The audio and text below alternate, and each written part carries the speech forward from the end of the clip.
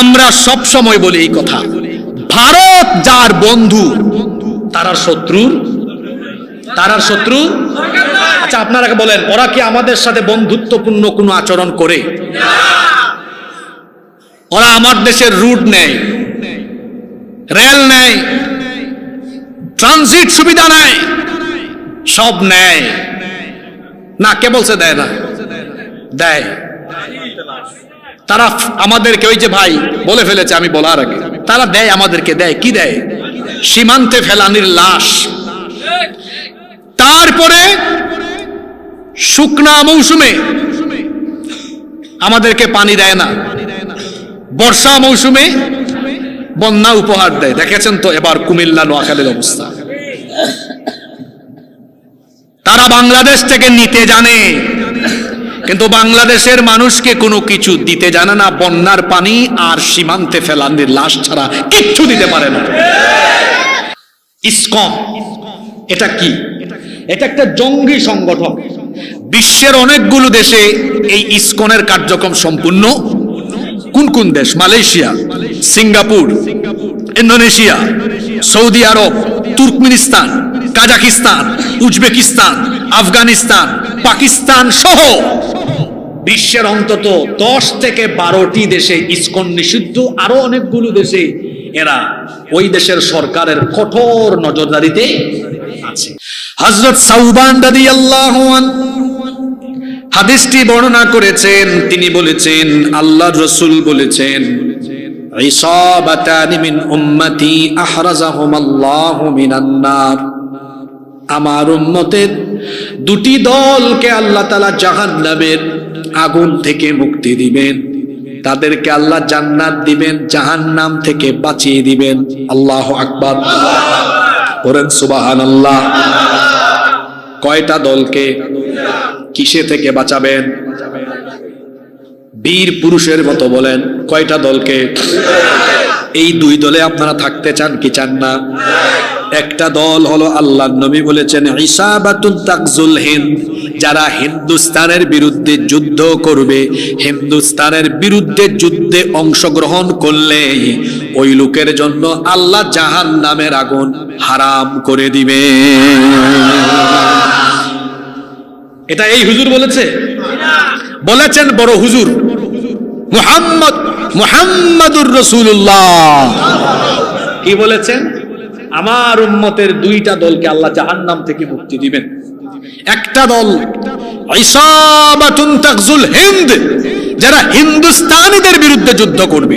তাহলে রাসূল ১৫০০ বছর আগে বলে গিয়েছেন হিন্দুস্তানের সাথে মুসলমানদের কি হবে? জোরে বলেন, কি হবে? কি হবে?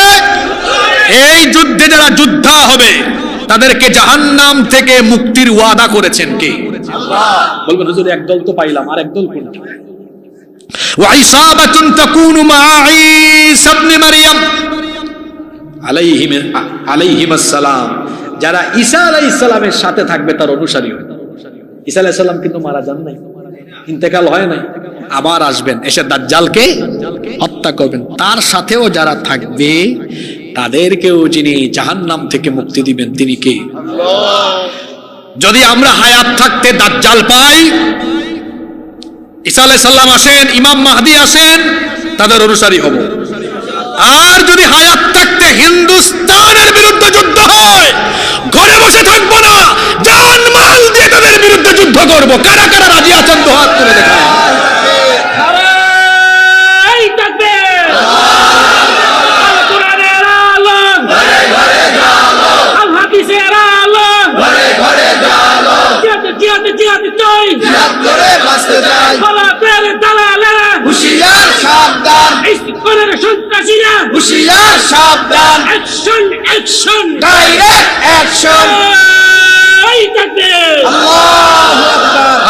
আমার আল্লাহ কবুল করেন। আশেপাশে শয়তান থাকলে ওগুলার একটা শিক্ষা দিই। আমার চাচারা চুপচাপ থাকেন। এই যুবক ছেলেরা, ছাত্ররা কথা বলো দেখি। এখন যে ফেরাউনকে তোমরা তাড়ায় দিলা, এইটার নাম কি কোরআন হাদিসে আছে? সরাসরি তার নাম? আশ্চর্য কথা, যেটার নাম নাই এইটারই ছেলেরা এমনি খেদাইছে। আর হিন্দুস্তানিদের কথা হাদিসে। তো বুঝতেছেন এই যুদ্ধটা কেমন হবে? বুঝতেছেন কেমন হবে? এই যুবকদেরকে আগের ফেরাউনরা গুলি করে করে আটকাতে পারে নাই ঘরে।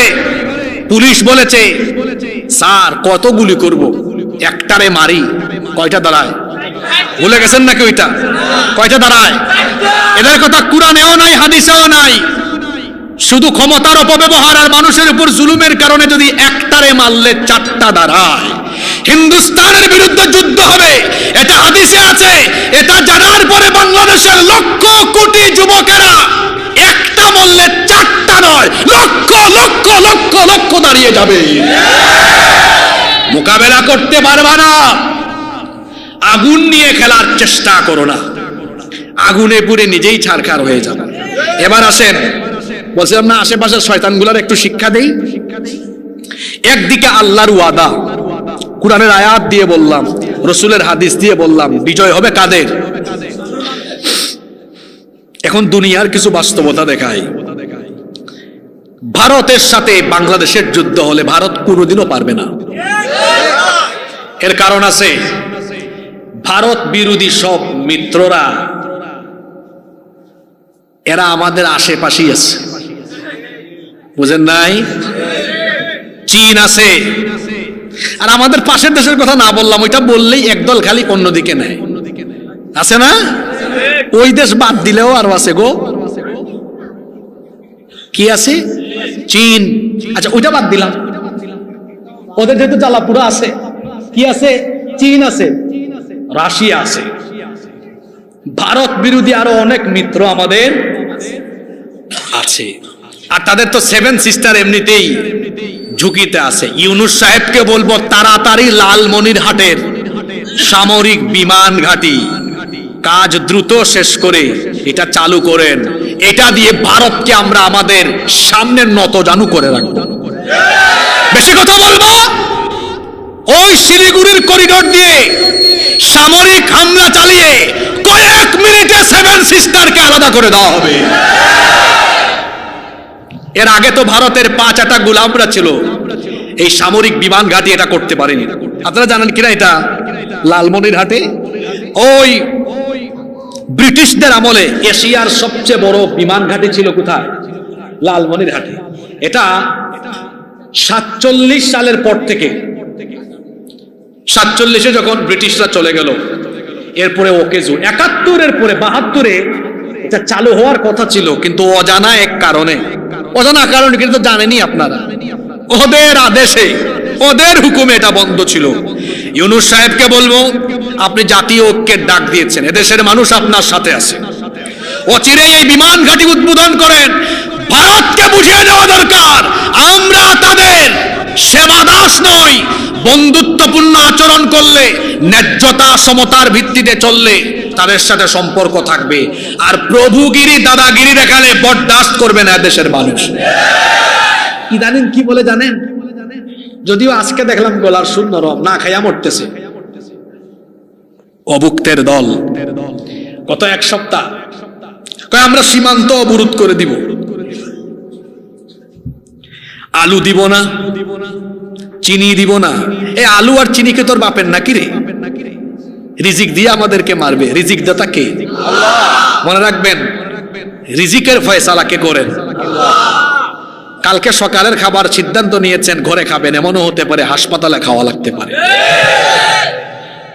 আমি গত বছর জানতামও না যে আজকে 5 তারিখ এখানে এসে রাতের খাবার খাবো। এই যে আমার ভাই 3-4 আমার সাথে ফোনে অনেকবার হয়েছে কথা, খালি অভিযোগ আর অভিযোগ। আপনি আশেপাশে সবাইদের সময় দেন, আমারে দেন না।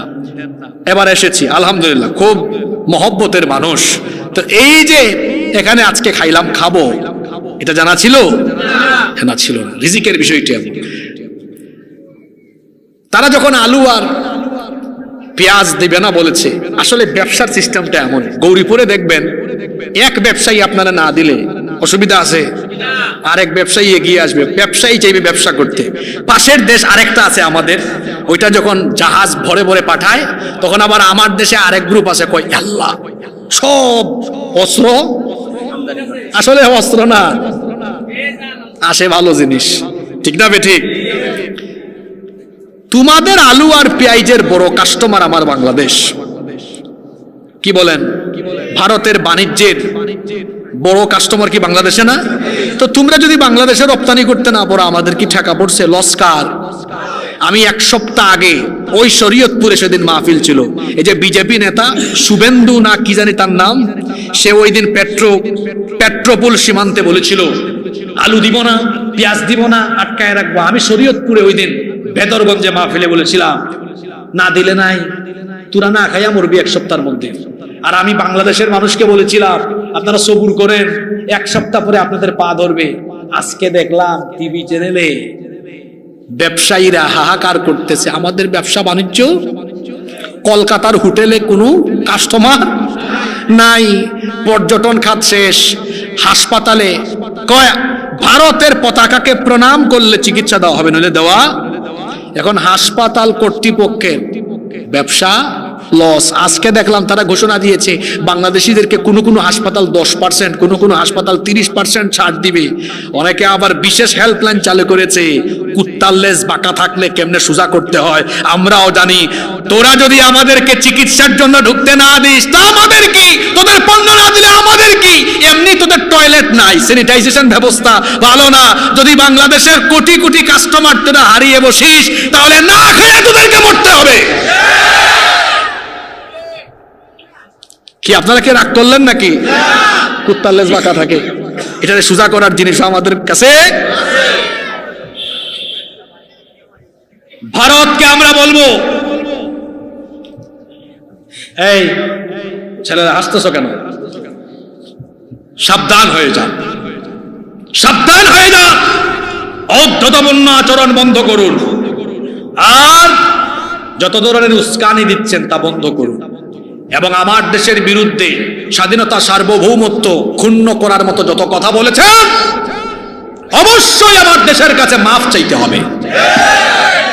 আল্লাহ তাআলা বললেন মিল্লাতা আবিকুম ইব্রাহিম, তোমাদের এই মিল্লাতের পিতা হলেন ইব্রাহিম।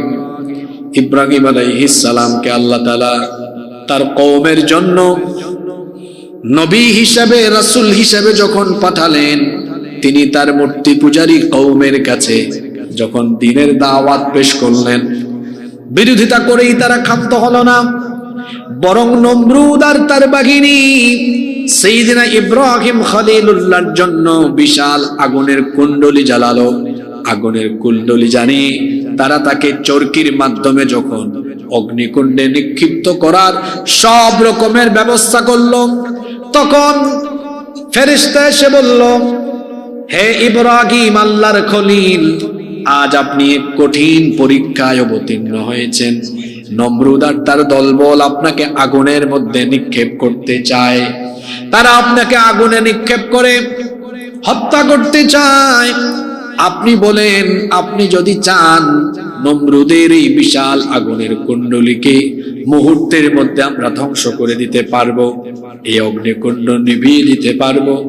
আল্লাহর খলিল সাইয়েদনা ইব্রাহিম আলাইহিস সালাম তিনি তখন বললেন, ফেরেশতা, তুমি যে আমাকে সাহায্য করার জন্য এসেছো, তুমি বলছো এই অগ্নিকুণ্ড থেকে আমাকে হেফাজত করবে, এটা কি আল্লাহ তোমাকে হুকুম করেছেন নাকি তুমি নিজে নিজে এটা বলতেছো? ফেরেশতা বললেন, আল্লাহ এখনো আমাকে হুকুম করেন নাই। ইব্রাহিম আলাইহিস সালাম বললেন, আল্লাহ যদি তোমাকে হুকুম না করেন তো তোমার মতো ফেরেশতার সাহায্য আমার দরকার নাই। আমি এই আগুনের কুণ্ডলীতে ঝাঁপ দিলে পরে আমার আল্লাহ যদি খুশি হয়ে যান, একবার আর দুইবার নয়, আল্লাহ যতবার চাইবেন ততবার আমি আগুনে ঝাঁপ দিতে রাজি আছি। তিনি তখন বললেন, হাসবুনাল্লাহু ওয়া নি'মাল ওয়াকিল, আমার জন্য আল্লাহ যথেষ্ট, অভিভাবক হিসাবে তিনি আমার জন্য উত্তম। সুবহানাল্লাহ। কথাটা কি বললেন? হাসবুনাল্লাহ, আমার জন্য যথেষ্ট কে? আল্লাহ। আপনারা কি আমার কথা শুনতেছেন? আপনারা কি ভাবছেন যে হুজুর কোন দিকে শুরু করছে? একটু পরে বুঝবেন হুজুর কোন দিকে ঢুকছে। মনোযোগ আছে তো? কথাটা কি বললেন? হাসবুনাল্লাহ, আমার জন্য যথেষ্ট কে? আল্লাহ। ইব্রাহিম আলাইহিস সালাম বললেন, অসুবিধা নাই, আমার আল্লাহ আমার জন্য যথেষ্ট। নমরুদ মনে করছে এই আগুন দিয়ে আমাকে সে জ্বালিয়ে পুড়িয়ে শেষ করে ফেলবে, কিন্তু আমি তো জানি আমার আল্লাহ আমার সাথে আছেন। আমার আল্লাহ যদি আমার সাথে থাকেন, আর কেউ না থাকলেও আমার কেউ কোনো ক্ষতি করতে পারবে না। আল্লাহু আকবার। কি জাতির ঈমান! তার গোটা জীবনটাই ছিল পরীক্ষার। এই পরীক্ষায় তিনি অবতীর্ণ হলেন। তিনি বললেন, আল্লাহ, আগুনের পরীক্ষায় দাঁড়িয়েও আমি কোনো ভয় পাচ্ছি না, কারণ আমি জানি তুমি আমার জন্য যথেষ্ট। আল্লাহ খুশি হয়ে আগুনকে তখন বললেন, বলেন তো দেখি, পুরুষের মতো জবাব দিয়ে বলেন, আগুনের মালিক কে? সে আল্লাহ আগুনকে বললেন, ইয়া নারু কুনি বারদাম ওয়া সালামান আলা ইব্রাহিম। আগুন, তুমি আমার ইব্রাহিমের জন্য শান্তিদায়ক হয়ে যাও। আল্লাহু আকবার। নমরুদ আর তার বাহিনী ইব্রাহিম আলাইহিস সালামকে আগুনে ফেলে দিয়ে তারা মনে করছে আমার শত্রু শেষ, জ্বলে পুড়ে ছারখার হয়ে যাবে। তারা ইব্রাহিম আলাইহিস সালামকে আগুনে ফেলে দিয়ে ফুর্তি করছে, তামাশা করছে, মনে করছে এই তো ইব্রাহিম শেষ। হঠাৎ করে একজন কয়, স্যার দেখেন, আমরা আমাদের শত্রুকে আগুনে ফেলে দিলাম, আগুন তো পুরাতে পারে না। তখন নমরুদ আর তার বাহিনী লক্ষ্য করে দেখলো যে আগুনকে তারা আগুন মনে করেছিল, সেই আগুন আল্লাহর খালিল ইব্রাহিম আলাইহিস সালামের জন্য জান্নাতের ফুল বাগানে পরিণত হয়ে গেল। আল্লাহ যার জন্য যথেষ্ট, তার ক্ষতি কেউ করতে গেল। ইব্রাহিম আলাইহিস সালামের কথা। এবার আসেন একটু মুসা নবীর কথা বলি। আপনারা আছেন তো? আপনারাও এখন বিপদে আছেন, এই জন্য এই কাহিনীটা টান দিয়েছে আয়াত বলতে গিয়ে। আর কি বলেন, আপনারা বিপদে আছেন না? তো বিপদ থেকে উদ্ধার হবেন কেমনে? এই আয়াতগুলোতে এটা আছে। মুসা নবী তার অনুসারীদেরকে নিয়ে টেনশনে আছেন, কারণ বনি ইসরাইলের উপরে ফেরাউন অবর্ণনীয় নির্যাতন নিপীড়ন চালাচ্ছে। আল্লাহ তাআলা হুকুম করলেন, ও আমার নবী মুসা, তুমি তোমার অনুসারীদেরকে নিয়ে, তুমি তোমার উম্মত বনি ইসরাইলকে নিয়ে রাতের অন্ধকারে মিশর ছেড়ে চলে যাও। মুসা আলাইহিস সালাম রাতের অন্ধকারে তিনি তার উম্মত বনি ইসরাইলকে নিয়ে রওনা করলেন। এই খবর ফেরাউনের কানে চলে গেল। ফেরাউন তার দলবল সহ মুসা নবী আর বনি ইসরাইলকে তারা পেছন থেকে ফলো করতে লাগলো। মুসা আলাইহিস সালাম তার অনুসারীদেরকে নিয়ে যেতে পথ চলতে দিনের বেলা, সকাল বেলা একেবারে লোহিত সাগরের সামনে চলে গেলেন। এখন তাদের সামনে সাগর, হঠাৎ করে দেখলেন পিছনে চলে এসেছে ফেরাউনের বাহিনী। সামনে সাগর, পিছনে ফেরাউনের বাহিনী। সামনে গেলেও মরণ, পিছনে গেলেও। বনি ইসরাইলের লোকেরা তখন মুসা নবীকে বলল, ও মুসা, কি বুঝি তুমি আমাদেরকে এখানে নিয়ে আসলা জানি না, এমন কঠিন মুসিবতে পড়ে গেলাম, সামনে গেলেও মরা লাগবে, পিছনে গেলেও মরা লাগবে, কোথায় আমাদেরকে নিয়ে আসলাম? সবাই হতাশ। সেই সময় মুসা নবী বললেন, কাল্লা ইন্না মাইয়া রাব্বি সায়াহদিন। কখনো নয়, ইন্না মাইয়া রাব্বি সায়াহদিন, নিশ্চয় আমার সাথে আমার রব আছেন। যেহেতু আমার সাথে আমাদের রব আছেন, সায়াহদিন, এই বিপদেও আমাদেরকে বিপদ থেকে উদ্ধারের রাস্তা জেনে দেখায় দিবেন। তিনি কে? কি তাওয়াক্কুল! তিনি বলেন আল্লাহ যথেষ্ট। আল্লাহ কি যথেষ্ট ছিলেন না? আমি দুর্বল ইমানদার দেখতে পারি না, একটু সবল ইমানদারের মতো বলেন, আল্লাহ কি ফেরাউনকে মোকাবেলা করেন নাই? টিকতে পেরেছে? ফেরাউন তার দলবল সহ সবগুলাকে আল্লাহ নাকানি চুবানি খাওয়ায়া লোহিত সাগরে শেষ করে দিয়েছেন, ঠিক কি না? শেষ। তাহলে বোঝা গেল যার সাথে আল্লাহ আছেন, ক্ষমতাধর বাহিনী দিয়েও তাদের কোনো ক্ষতি করা যায় না। ওই হিজরতের ঘটনা তো আপনাদের জানা আছে। আল্লাহর নবী তার হিজরতের সাথী, তার প্রিয় বন্ধু আবু বকর সিদ্দিক রাদিয়াল্লাহু আনহুকে নিয়ে রাতের অন্ধকারে রওনা হয়েছেন। ফজরের ওয়াক্ত হয়ে যাচ্ছে, এমন সময় তারা গারে সৌরের মধ্যে আশ্রয় নিলেন। গারে সৌর পাহাড়ি একটি ছোট্ট গুহা, একটু বসলে পরে মাথা উঁচু করলে উপর থেকে দেখা যায়। এই রকমের সংকীর্ণ একটি গুহায় তারা অবস্থান নিলেন। দিনের বেলা যখন শত্রুপক্ষ গুহার কাছাকাছি চলে আসলো, আবু বকর সিদ্দিক রাদিয়াল্লাহু আনহু তিনি বললেন, নবী গো, সম্ভবত আমরা এখন ধরা পড়ে যাব। এরা একেবারে কাছাকাছি চলে এসেছে, এত ছোট্ট গুহায় আমরা দুইজন অবস্থান নিয়েছি। এখন তারা যদি চলে আসে, কাছাকাছি আসলেই আমরা ধরা পড়ে যাব, আর ধরা পড়লে রেহাই পাবো না, কারণ আমরা দুইজন আর তারা অনেকজন। আল্লাহর নবী তখন বললেন, কে বলেছে আমরা দুইজন? লা তাহজান ইন্নাল্লাহা মা'ানা। কে বলছে দুইজন? হ্যাঁ, আমাদের সাথে কে আছেন? আল্লাহ। জোরে বলেন, কে আছেন? আল্লাহ। আল্লাহ যার সাথে আছেন তাদের কোনো ভয় আছে? যাদের হৃদয়ে আছে আল্লাহর ভয়, তারা কবু পথ ভুলে যায় না। আল্লাহর প্রেম ছাড়াই দুনিয়ায় কারো কাছে কোনো কিছু চায় না, কারো কাছে কোনো কিছু চায় না। আল্লাহু আকবার। নবীজি বললেন, আবু বকর চিন্তা করো কেন? তুমি ভাবছো আমরা মাইনরিটি আর তারা মেজরিটি, আমরা কম তারা বেশি। না, আমরাই মেজরিটি, আমরাই সংখ্যাগরিষ্ঠ, কারণ আমাদের সাথে আছেন কে? আল্লাহ।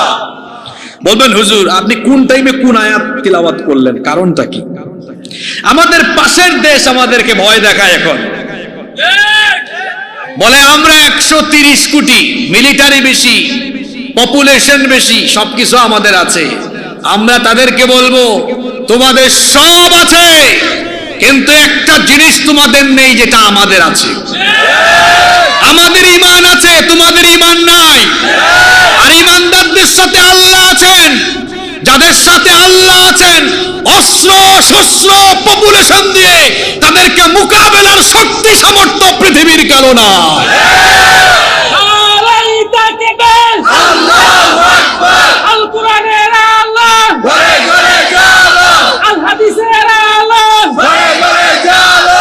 বলে তেরে জালালেরা হুশিয়ার সাবধান, অ্যাকশন অ্যাকশন, ডাইরেক্ট অ্যাকশন। আল্লাহ আমার ভাইকে কবুল করুক, আমিন। মনে মনে চিন্তা করতেছি, আমি দুই আয়াতের আলোচনা করব। আমার ভাই এক আয়াতেই বসা থেকে দাঁড়াই গেছেন, তো পরের আয়াত তো আরো ডেঞ্জারাস, আপনি এবার লাফ মাইরেন না। এখনো প্রথম আয়াতটা পড়েছি, দ্বিতীয় আয়াতে আপনাদের জন্য আরো উৎসাহ উদ্দীপনামূলক কথা আছে। সুবহানাল্লাহ। আল্লাহ বললেন, ইয়া আইয়ুহান নাবিয়্যু হাসবুকাল্লাহু ওয়া মানিত্তাবা'আকা মিনাল মুমিনিন। হে নবী, আপনি এবং আপনার অনুসারী মুমিনদের জন্য আল্লাহ যথেষ্ট। যার সাথে আল্লাহ আছেন তার সাথে কেউ না থাকলেও অসুবিধা নাই। যাদের সাথে আল্লাহ থাকেন তাদেরকে মোকাবেলা করার কোনো শক্তি বা সামর্থ্য কারো নাই। যার সাথে আল্লাহ থাকবেন, যার পক্ষে আল্লাহ দাঁড়িয়ে যাবেন, তাকে আর কেউ মোকাবেলা করতে পারবে না। যেমন দেখুন, বদরের যুদ্ধের কথা আমরা জানি। বদরের যুদ্ধে মুসলমানদের সংখ্যা ছিল কম না বেশি? জোরে বলেন, বদরের যুদ্ধে মুসলমানদের সংখ্যা ছিল কম না বেশি? সংখ্যায় আমরা ছিলাম মাত্র 313, আর কাফিরের সংখ্যা ছিল কত? 3000 না বাবা, কাফিরের সংখ্যা ছিল 1000। মুসলমান যুগে যুগে কালে কালে সংখ্যা দিয়ে বিজয়ী হয় নাই, কোয়ান্টিটি দিয়ে মুসলমান কোনোদিনও যুদ্ধে বিজয়ী হয় নাই, বরং মুসলমান যুদ্ধে বিজয়ী হয়েছে তার কোয়ালিটি দিয়ে। জোরে বলেন কি দিয়ে? বলবেন হুজুর সেই কোয়ালিটির নাম কি? উত্তর হলো সেই কোয়ালিটির নাম হলো ঈমান, আল্লাহর উপর তাওয়াক্কুল, আল্লাহর প্রতি অবিচল ঈমান। আল্লাহর প্রতি অবিচল ঈমান থাকার কারণে দৃঢ়তা তাদের মধ্যে ছিল, অবিচলতা তাদের মধ্যে ছিল, যার কারণে এই ঈমানি কোয়ালিটি থাকার কারণে তাদেরকে যিনি সরাসরি সাহায্য করে বিজয়ী করে দিয়েছেন, জোরে বলেন তিনি কি? আল্লাহ। এই কথা আল্লাহ কোরআনে কিভাবে বলছেন শুনেন। কোরআনুল কারীমের 3 নম্বর সূরা, সূরা আলে ইমরানের 123 নম্বর আয়াতে আল্লাহ তাআলা বলছেন, ওয়ালাকাদ নাসারাকুমুল্লাহু বিবাদরিন ওয়া আনতুম আযিল্লাহ ফাত্তাকুল্লাহা লাআল্লাকুম তাশকুরুন। আল্লাহ তাআলা বলছেন, আর অবশ্যই আল্লাহ তোমাদেরকে বদরে সাহায্য করেছেন যখন তোমরা ছিলে হীনবল, তোমাদের সংখ্যা ছিল কম। কম হওয়া সত্ত্বেও তোমাদেরকে যিনি সাহায্য করেছেন, জোরে বলেন তিনি কি? আল্লাহ। প্রশ্ন হতে পারে সংখ্যায় কম থাকা সত্ত্বেও কিভাবে তারা যুদ্ধে বিজয়ী হয়ে গেল? সংখ্যায় কম থাকা সত্ত্বেও তারা এই কারণে বিজয়ী হয়েছিল যে তাদের মধ্যে কোয়ালিটি ছিল। কাফেরদের ছিল কোয়ান্টিটি আর ইমানদারদের ছিল। এই আলফা জেনারেশনের কিছু বাচ্চা কাচ্চা আছে, কথা বলিও না, আর জেনজির ছেলেরাও শোনো। কাফিরদের কোয়ান্টিটি ছিল বেশি, কাফিরদের ছিল কোয়ান্টিটি, আর মুসলমানদের ছিল কোয়ালিটি। কোয়ান্টিটি দিয়ে কিন্তু বিজয়ী হওয়া যায় না, কোয়ালিটি দিয়ে বিজয়ী হওয়া যায়। 1000 সেনাবাহিনী, এরা কারা? এরা তো প্রত্যেকেই প্রশিক্ষিত যোদ্ধা, শুনতেছেন? প্রত্যেকেই প্রশিক্ষিত ট্রেনিং প্রাপ্ত যোদ্ধা। এরা কারা? প্রত্যেকের হাতে অস্ত্র শস্ত্র, অস্ত্রে শস্ত্রে তারা সজ্জিত, অস্ত্রে শস্ত্রে তারা সজ্জিত। এরা কারা? যাদের কাছে বাহনের অভাব নাই, উট বেশি, ঘোড়া বেশি, সবকিছুই বেশি। আমি যদি সংক্ষেপে বলি, তাদের সৈন্যবল, অর্থবল, জনবল, অস্ত্রবল সবকিছু তাদের বেশি। পক্ষান্তরে বিপরীত দিকে মুসলমানের 313 জন।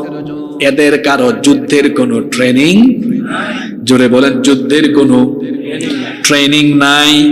অস্ত্র শস্ত্র খুব একটা বেশি, অস্ত্র বেশি নাই, সৈন্য বেশি নাই, ট্রেনিং নাই, ঘোড়া কম, উটও কম, এদের সবকিছু কম।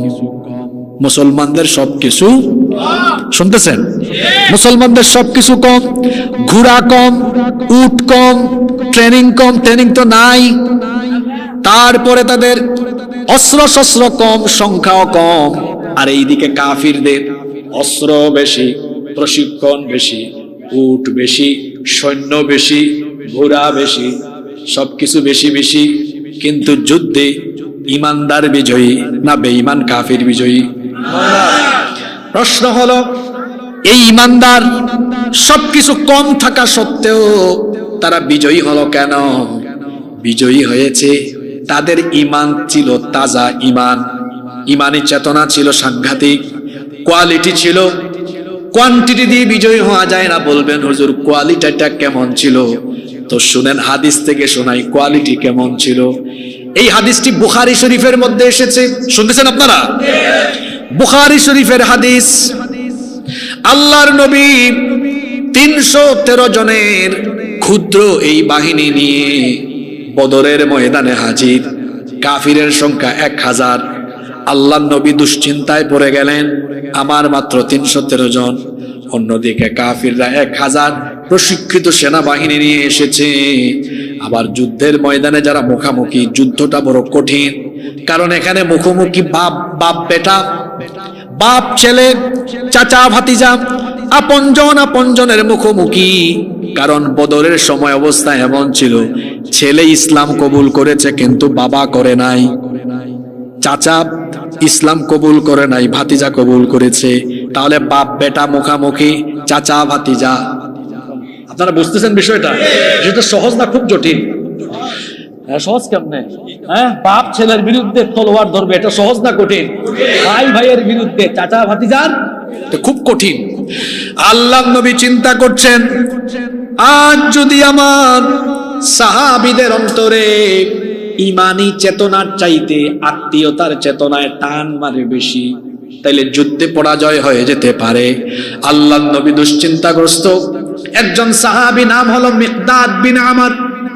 তিনি আল্লাহ নবীর এই পেরেশানি বুঝতে পারলেন। শুনেন কোয়ালিটি কেমন ছিল, বুখারীর হাদিস। ফাকামাল মিকদাদ, মিকদাদ রাদিয়াল্লাহু আনহু দাঁড়িয়ে গেলেন, দাঁড়িয়ে বললেন, ইমদি লিমা আরাকাল্লাহ ফানাহনু মাআক। ওগো আল্লাহর রাসূল, বুঝতে পেরেছি আপনি টেনশন করছেন, টেনশন করবেন না। আল্লাহ যেদিকে আদেশ দিয়েছেন আপনি আমাদেরকে নিয়ে চলুন। ফানাহনু মাআক, আমরা আপনার সাথে থাকবো। ওয়াল্লাহি, আল্লাহর কসম, লা নাকুলু লাকা কামা ক্বালাত বানু ইসরাঈল লিমূসা। আল্লাহর কসম, বনি ইসরাইলের লোকেরা মুসা নবীর সাথে যুদ্ধে গিয়ে যে বেয়াদবি করেছিল, আমরা সেরকম বেয়াদবি করব না। মুসা নবীর উম্মত মুসা নবীর সাথে যুদ্ধের ময়দানে গিয়ে মুসা নবীকে বলল, মুসা ইযহাব আনতা ওয়া রাব্বুকা ফাকাতিলা ইন্না হাহুনা কাঈদুন। তুমি আর তোমার আল্লাহ শত্রুদের বিরুদ্ধে, কাফিরদের বিরুদ্ধে যুদ্ধ করো, আমরা যুদ্ধ করব না। আমরা এখানে আছি দর্শক হিসাবে, আমরা বসে বসে দেখব। মিকদাদ রাদিয়াল্লাহু আনহু বললেন, আমরা ওই বনি ইসরাইলের লোকদের মতো এমন অধ্যতপূর্ণ বেয়াদবিপূর্ণ আচরণ করব না। আমরা আপনাকে বলছি, ইযহাব আনতা ওয়া রাব্বুকা ফাকাতিলা ইন্না মাআকুমা মুকাতিলুন। আল্লাহ যেদিকে আদেশ করেছেন সেদিকে আমাদেরকে নিয়ে চলুন। যতক্ষণ আমাদের নিঃশ্বাস থাকবে, দেহে প্রাণ থাকবে, ততক্ষণ আমরা আল্লাহ আর রাসূলের জন্য লড়াই করে যাব। এত আস্তে বললেন সুবহানাল্লাহ। পুলা পাইন পিছনে বাদাম খাইও না। তোমরা জুলাই আগস্টে যে কাম করছো, এখান থেকে আরো অনেক কিছু শোনো। কি বললেন? যতক্ষণ বেঁচে থাকবো ততক্ষণ কার পথে লড়াই করবো? জোরে বলেন, কার পক্ষে? আল্লাহর পথে আমরা লড়াই করব। আল্লাহর নবী খুশি হয়ে গেলেন। আল্লাহর নবী বললেন, যদি তোমাদের ঈমান এই রকম কোয়ালিটিপূর্ণ ঈমান থাকে, তো শোনো, আল্লাহর ওয়াদা হলো তোমরা একা নও, তোমরা এখানে একা যুদ্ধ করবা না। আল্লাহ বলেছেন তোমাদের সাহায্যের জন্য কি পাঠাবেন। শোনো, সূরা আলে ইমরানের 124 নম্বর আয়াত। ইয তাকুলু লিল মুমিনিনা আলাইয়াকফিয়াকুম আইয়ুমিদ্দাকুম রাব্বুকুম বিসালাসাতি আলাফিম মিনাল মালাইকাতি মুনজালিন। নবী স্মরণ করুন, যখন আপনি তাদেরকে স্মরণ করিয়ে দিয়েছিলেন, যদি তোমরা এভাবে ঈমানের উপর দৃঢ় থাকো তো তোমাদের জন্য এটা কি যথেষ্ট নয়? তোমাদেরকে আল্লাহ একা ছাড়বেন না। আল্লাহ 3000 ফেরেশতা পাঠিয়ে যুদ্ধের ময়দানে তিনি তোমাদেরকে সাহায্য করবেন। কয় হাজার? এক একজন ফেরেশতা কি এক একজন সলিমউদ্দিন কলিমউদ্দিনের মতো? দুনিয়ার কয়েক হাজার সলিমউদ্দিন কলিমউদ্দিনকে একসাথে থাপড়াবে। কয়জন ফেরেশতা? কয়জন? তাহলে বদরের যুদ্ধে 313 জনের সাথে ছিলেন কে? জোরে বলেন, ছিলেন কে? আল্লাহ ছিলেন বলে আল্লাহ কি পাঠিয়েছেন? জোরে বলেন, কি পাঠিয়েছেন? কাফিরের দল তারা দেখছে 313 জনের সাথে যখন লড়াই শুরু হয়েছে, সিরাতের গ্রন্থগুলো পড়ে দেখবেন, তারা বলে কিসের 313 জন? আমরা সাদা সাদা কাপড় পরিহিত এমন কিছু যোদ্ধাদেরকে দেখলাম, তাদের সামনে দাঁড়ানোর শক্তি আমাদের ছিল না, এলো পাতারি ভাবে আক্রমণ হয়েছে। আল্লাহু আকবার। 313 জন, ওইদিকে 1000। কাফিরদের কোয়ান্টিটি আছে আর ইমানদারদের জোরে বলেন কি আছে? তাহলে কোয়ালিটি থাকলে কি হবে? এবার শুনেন, আজকে সূরা আনফালের কত নম্বর আয়াত থেকে আলোচনা হচ্ছে? শুধু আপনিই পারলেন, বাকিরা পারল না। 64 তো বললাম, এবার 65 নাম্বারটাতে আসেন। কোয়ালিটি থাকলে কি হবে আল্লাহ বলছেন, ইয়া আইয়ুহান নাবিয়্যু হাররিদিল মুমিনিনা আলাল কিতাল ইয়াকুম মিনকুম 20 সাবিরুনা ইয়াগলিবু মিআতাইনি ওয়া ইয়াকুম মিনকুম মিআতুন ইয়াগলিবু আলফাম মিনাল্লাযীনা কাফারু বিআন্নাহুম কওমুল লা ইয়াফকাহুন। আল্লাহ তাআলা বলছেন, ইয়া আইয়ুহান নাবিয়্যু, হে নবী, হাররিদিল মুমিনিনা আলাল কিতাল, লড়াইয়ের জন্য মুমিনদেরকে এনকারেজ করেন, উৎসাহিত করেন, যুদ্ধের জন্য মুমিনদেরকে উদ্বুদ্ধ করেন, মুমিনদেরকে উৎসাহ দেন। বলেন তারা যেন ভয় না পায়। তারা যদি মুমিন হয় তাদের সাথে আছেন কে? আল্লাহ। কিভাবে আল্লাহ আছেন? আল্লাহ বলছেন, ইয়াকুম মিনকুম 20 সাবিরুন, যদি তারা অবিচল মাত্র 20 জন বান্দা হয়। জোরে বলেন কয়জন? ইয়াগলিবু মিআতাইন, 200 জনকে পরাস্ত করে বিজয়ী হয়ে যাবে। আল্লাহু আকবার। ইমানদার 20 জন কয়জনকে পরাস্ত করবে? এটা কি মোল্লার কথা না আল্লাহর কথা?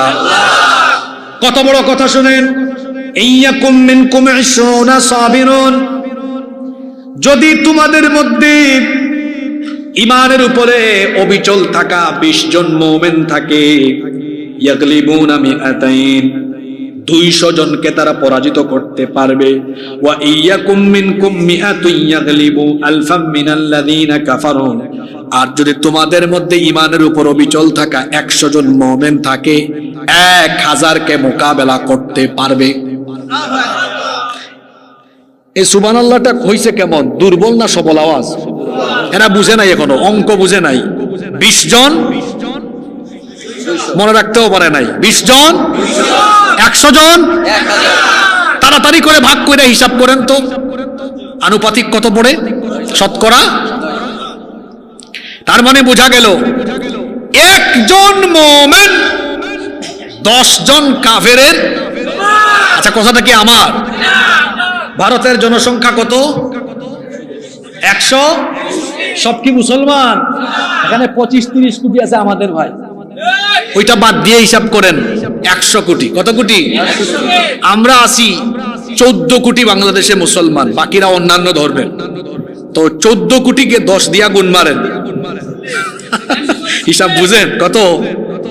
আরে এই হিসাবটা কি আমার? এই হিসাব দেখাইছেন কে এখানে? 14 কোটি গুণ 10 কত? কি মনে করো 100 কোটি নিয়ে 14 কোটির মোকাবেলায় দাঁড়িয়ে থাকতে পারবে না? ফুৎকার দিয়ে তোমরা উড়ে যাবা।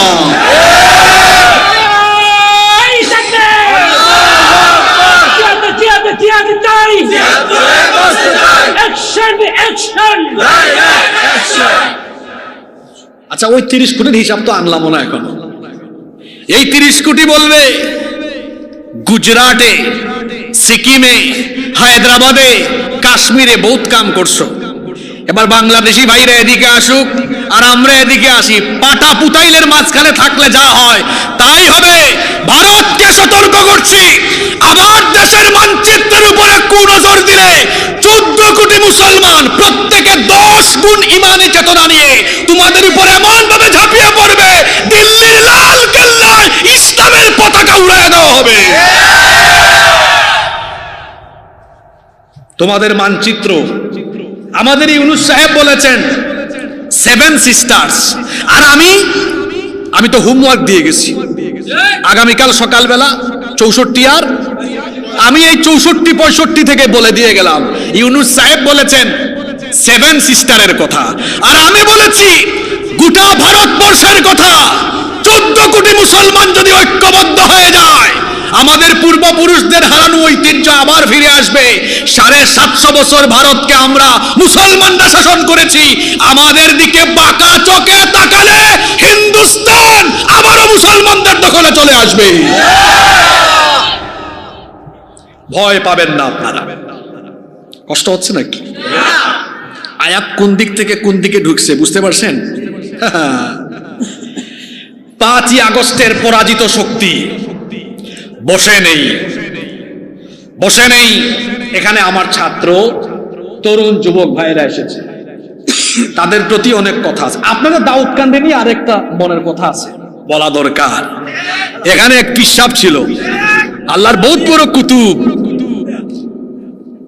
মাহফিল গুলো এই দাউদকান্দিতে হতে দেয় নাই। উপজেলা চেয়ারম্যান ছিল, বাপ বেটা দাউদকান্দিকে কি করেছে দাউদকান্দির মানুষ জানে। আলেমদেরকে ঢুকতে দেয় নাই, কথা বলতে দেয় নাই।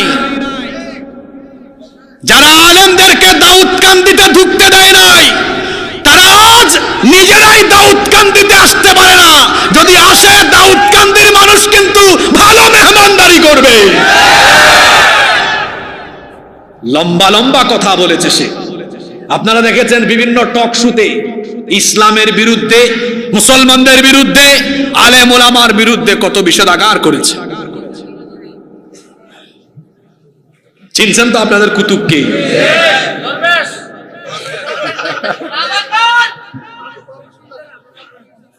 আপনারা বলবেন না, আমি বলবো? আমারে বলতে দিবেন তো? ঘুমায় গেছেন নাকি? খারাপ লাগে? ভালো লাগে? একজন মুসলমান কয়জন কাফেরের মোকাবেলায়? কয়জন? এটা আসবে না, এটা আসবে তখন ভিতরে কি থাকলে।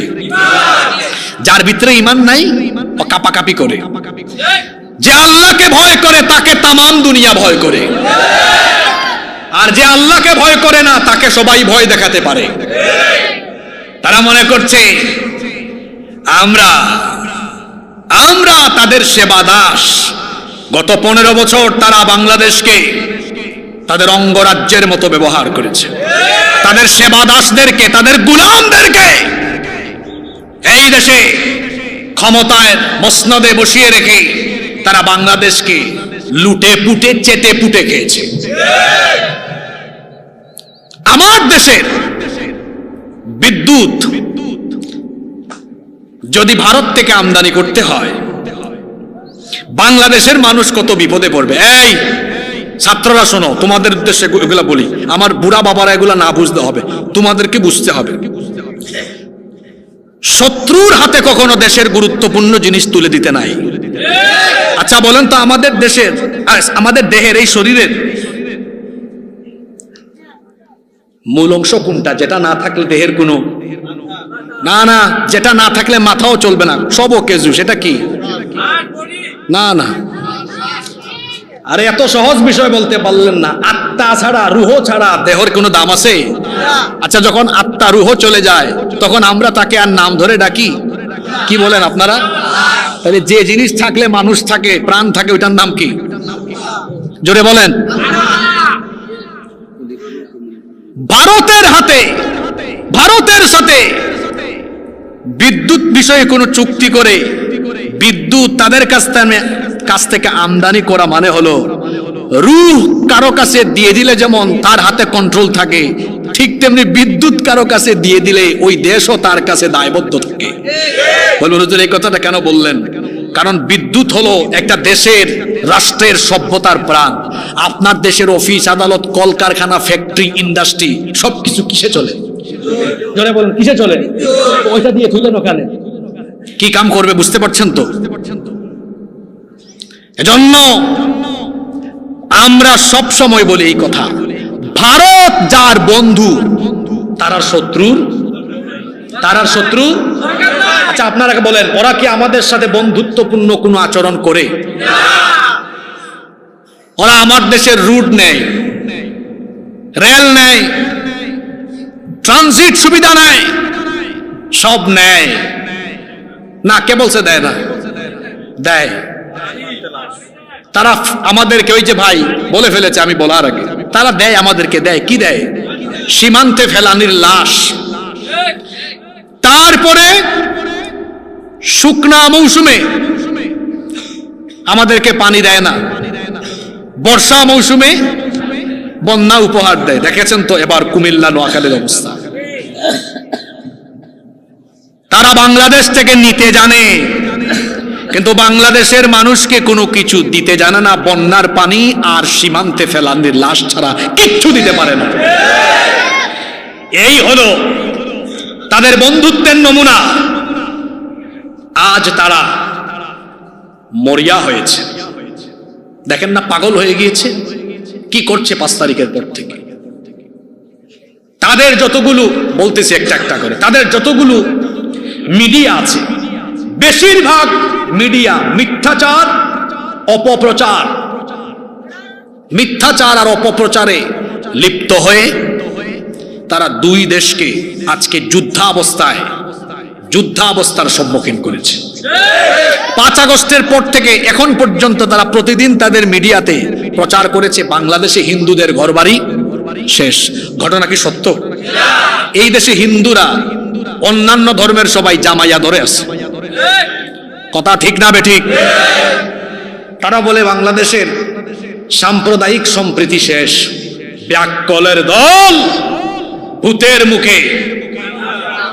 আমি বলি কি, সুখে থাকতে ভূতে কিলা। এদেশে হিন্দুরা জামাইয়া ধরে আছে, আর তারা বলে এদেশে নাকি সাম্প্রদায়িক সম্প্রীতি নষ্ট হয়ে গিয়েছে। তোদের মুখে সাম্প্রদায়িক সম্প্রীতির কথা মানায় না, কারণ পৃথিবীতে তোদের মতো জঙ্গি আর সন্ত্রাসী আর কেউ নাই। আমার দেশে হিন্দুদের উপরে আমরা নির্যাতন করি না, যদিও তারা সংখ্যালঘু, কিন্তু তোরা কি করেছিস? সেই দেশে মাইনরিটি, সংখ্যালঘু কারা? খুব আরামে আছে। কথা বলছেন না কেন? খুব আরামে আছে। গুজরাটে, কাশ্মীরে, সব জায়গায় আমার মুসলমান ভাই বোনদের উপর তারা নির্যাতন, নিপীড়ন করছে। যাদের হাত সংখ্যালঘু মুসলমানদের হাতে রঞ্জিত, সেই সকল জঙ্গি সন্ত্রাসীদের মুখে সাম্প্রদায়িক সম্প্রীতির কথা মানায় না। পৃথিবীতে তোদের মতো সন্ত্রাসী আর কেউ আছে? তোরা আমাদের শত শত বছরের ঐতিহ্য, আমাদের বাবরি মসজিদকে দখল করে রাম মন্দির বানিয়ে গোটা দুনিয়ার 200 কোটি মুসলমানদের কলিজায় আগুন ধরিয়ে দিয়েছো তোমরা। আমরা কি বাংলাদেশে কোনো মন্দির দখল করেছি? আমরা এটা করি না, করব না, কারণ আমাদের দ্বীন ইসলাম, আমাদের কিতাব কোরআন আমাদেরকে এই শিক্ষা দেয় না। এই মিডিয়া অপপ্রচার করতে করতে এখন তারা কোন পর্যায়ে আছে আপনারা দেখবেন। ইন্ডিয়ান একটা চ্যানেল আছে, রিপাবলিক বাংলা। এক সাংবাদিক নামের মারাত্মক সাংঘাতিক ময়ূখ রঞ্জন, ও দেখবেন ব্যাঙ যেমন লাফায় সেও তেমন লাফায়। ইদানিং কালে দেখা যাচ্ছে যে ডিসপ্লেতে বাংলাদেশের মানচিত্র এনে বলে এই যে এই যে এই যে এই যে বাংলাদেশের একটা চিকেন নেক আছে এই ফেনীর অপোজিটে, ওইটা চট্টগ্রাম, এটাকে যদি আমরা দখল করতে পারি, হ্যাঁ রে এই চট্টগ্রাম তোর বাপ দাদার নাকি? একটু আয় না, চট্টলা সহ বাংলাদেশের 20 কোটি জনগণ তোদেরকে উত্তম মেহমানদারির জন্য প্রস্তুত আছে। কই চট্টগ্রাম, সিলেট আর রংপুর। আমার বাড়ি কোথায়? আয়সা দেখ, আমরা শাহজালালের উত্তরসূরি, তোদের বাপ দাদা গৌর গোবিন্দকে আমার উত্তরসূরি শাহজালাল রহমতুল্লাহ আলাই 360 জন নিয়ে যে কামটা করেছে, আজ শাহজালাল রহমতুল্লাহ আলাইহের কোটি উত্তরসূরি সিলেটের জমিনে আছে, উত্তম মেহমানদারির জন্য প্রস্তুত আছে। আর এর সাথে তো কুমিল্লার মানুষও। আপনারা আমাদের প্রতিবেশী হিসাবে থাকবেন না? এগুলা বোনাস, এগুলা কি? আর আমাদের গুলা মূলধন। মূলধন আর বোনাস মিলে যা হয় দেখা যাবে পরে। ব্রাহ্মণবাড়িয়া তো মাঝখান দিয়ে আছে, হেরা কথা কয় পরে লাগায় দেয়। তারা তো খুব নাম করা বাংলাদেশে। এখানে ব্রাহ্মণবাড়িয়ার কেউ আছে নাকি? হ্যাঁ, সম্মানিত ভাইয়েরা, এখন তারা ইসকন দিয়ে বাংলাদেশকে অস্থিতিশীল করার চেষ্টা করছে। কষ্ট হচ্ছে নাকি আপনাদের? আমি যে কথাগুলো বলতেছি আপনারা কি বেজার? ইসকন এটা কি? এটা একটা জঙ্গি সংগঠন। বিশ্বের অনেকগুলো দেশে এই ইসকনের কার্যক্রম সম্পূর্ণ। কোন কোন দেশ? Malaysia, Singapore, Indonesia, Saudi Arab, Turkmenistan, Kazakhstan, Uzbekistan, Afghanistan, Pakistan সহ বিশ্বের অন্তত 10 থেকে 12টি দেশে ইসকন নিষিদ্ধ। আরো অনেকগুলো দেশে এরা ওই দেশের সরকারের কঠোর নজরদারিতে আছে। শুধুমাত্র ভারত, ইউরোপ, আমেরিকার কিছু দেশে এরা কার্যক্রম ওপেনলি চালাতে পারে। একটা আশ্চর্যের কথা শোনাই আপনাদেরকে। এই ইসকনের হেডকোয়ার্টার হলো পশ্চিমবঙ্গের নদিয়া জেলার মায়াপুরে। কিন্তু এই সংগঠন প্রতিষ্ঠা ভারতে হয় নাই, হয়েছে মার্কিন যুক্তরাষ্ট্রের নিউ ইয়র্কে। এই সংগঠন যে প্রতিষ্ঠা করেছে তার নাম হলো অভয় চরণারবিন্দ ভক্তি বেদান্ত স্বামী প্রভুপাদ। কি লম্বা নাম তার! এই যে তার নামে স্বামী প্রভুপাদ আছে লাস্টে, প্রভুপাদ। এই প্রভুপাদের পাদ অংশ বাদ দিয়ে ওই প্রভু অংশ তার অনুসারীরা ওখান থেকে ধার করে ওইদিকে নিসবত করেছে। এই জন্য দেখবেন তার ওদের অনুসারীদের অনেকের নামের শেষে প্রভু আছে। এই যেটারে ধরছে যে জঙ্গিকে, এর নামের শেষেও আছে চিন্ময় প্রভু। ওই যে প্রভুপাদের পাদ বাদ দিয়ে রাখছে কি?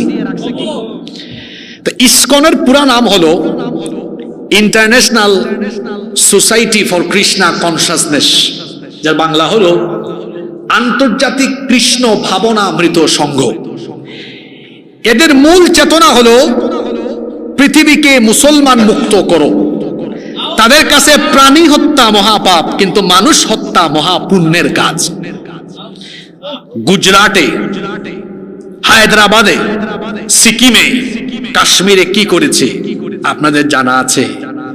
হে রে ইসকনওয়ালা, তোরা কি বাংলাদেশকে গুজরাট ভেবেছিস?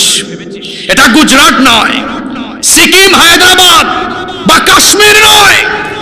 এখানে যদি আরএসএস আর ইসকনের গুন্ডারা গুন্ডামি করতে চায়, 20 কোটি মুসলমান এর দাঁত ভাঙা জবাব দিবে। এরা যে সন্ত্রাসী এদের কার্যক্রমে প্রমাণ হয়েছে। চট্টগ্রামে আমার ভাই অ্যাডভোকেট সাইফুল ইসলাম আলিফকে কুপিয়ে কুপিয়ে যারা নির্মমভাবে হত্যা করেছে, এই ভিডিও ফুটেজ আপনারা দেখেছেন। এদেরকে কি মানুষ বলা যায়? এরা জঙ্গি। এরা কি? এরা জঙ্গি, এরা সন্ত্রাসী। আমরা সরকারকে বলবো, আইন শৃঙ্খলা বাহিনীর মাধ্যমে দ্রুত প্রত্যেকটি আসামিকে গ্রেফতার করে দ্রুত ট্রাইব্যুনালে বিচার সম্পন্ন করে প্রত্যেক আসামিকে ফাঁসির কাস্টে ঝুলাতে হবে। এবং এই জঙ্গি তৎপরতায় সন্ত্রাসী কাজে লিপ্ত থাকার কারণে এই ইসকন নামক সন্ত্রাসী সংগঠনকে বাংলাদেশে অবশ্যই নিষিদ্ধ করতে হবে। যদি কোনো রাজনৈতিক দল ইসকনের পক্ষে সাফাই গায়, বাংলাদেশের জনগণ এই দেশে তাদের রাজনীতি কেমনে করে সেটা বাংলাদেশের মানুষ দেখে দিবে। সম্মানিত ভাইয়েরা, এরা এত খারাপ, এত বড় জঙ্গি। আগরতলায় আমাদের বাংলাদেশি উপ হাই কমিশনে তারা হামলা চালিয়েছে।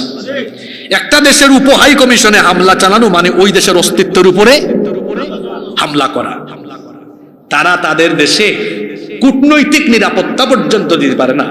পশ্চিমবঙ্গের মুখ্যমন্ত্রী মমতা ব্যানার্জি আর উগ্রপন্থী কিছু হিন্দু নেতারা বলতেছে যে বাংলাদেশে জাতিসংঘের শান্তিরক্ষী পাঠানো দরকার, হিন্দুরা সব শেষ। আমরা বলবো বাংলাদেশে হিন্দুরা জামাই আদরে আছে, এখানে শান্তিরক্ষী পাঠাতে হবে না। ভারতবর্ষে এতটাই সন্ত্রাসী আর জঙ্গির আস্তানা বেড়েছে, কূটনীতিকরা নিরাপদে নাই, বরং জাতিসংঘের উচিত তাড়াতাড়ি শান্তিরক্ষী ভারতে পাঠানো। আর নরেন্দ্র মোদী শাসিত আরএসএস এর গুন্ডা দ্বারা নিয়ন্ত্রিত ভারতের বিজেপি সরকার যদি বাংলাদেশের দিকে বাঁকা চোখে তাকায় বা কোন ধরনের সামরিক তৎপরতা, সামরিক অভিযান চালানোর কোন প্রকার অপচেষ্টা করে, আমরা বলবো এই বাংলাদেশের 20 কোটি জনগণ দেশের স্বাধীনতা সার্বভৌমত্ব রক্ষায় কেউ ঘরে বসে থাকবে না। প্রত্যেকে ইমানের চেতনায় বলিয়ান হয়ে দেশ রক্ষায় এই যুদ্ধে ঝাঁপিয়ে পড়ার জন্য আনন্দের সাথে সবাই প্রস্তুত থাকবে।